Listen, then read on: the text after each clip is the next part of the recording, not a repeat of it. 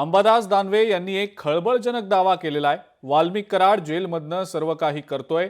माझ्या समोर एका व्यक्तीला जेलमधनं वाल्मिकचा फोन आला। वाल्मिककडे जेलमध्ये फोन असल्याचा आरोप दानवेंनी केलेला आहे। तर दानवेंच्या आरोपांची सखोल चौकशी करावी अशी मागणी धनंजय देशमुख यांनी केलेली आहे।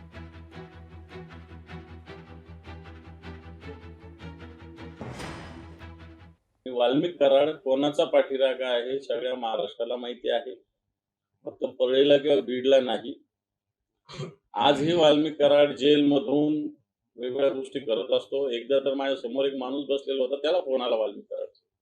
मला आश्चर्य वाटलं। आता मी नाव नाही सांगू शकत त्या व्यक्तीचं, पण तो त्याच्या माझ्या समोर फोन आलेला मी पाहिलेला आहे।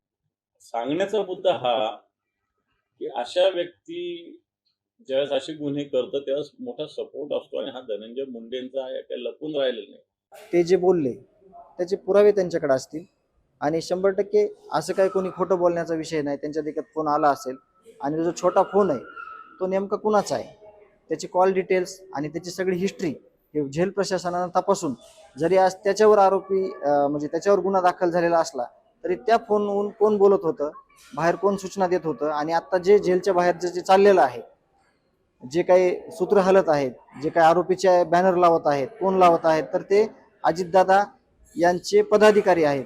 हे आम्ही पुराव्यानिशी अजितदादांकडे देखील दिलेलं आहे, परंतु त्याच्यावर कुठलीच दखल घेतली नाही।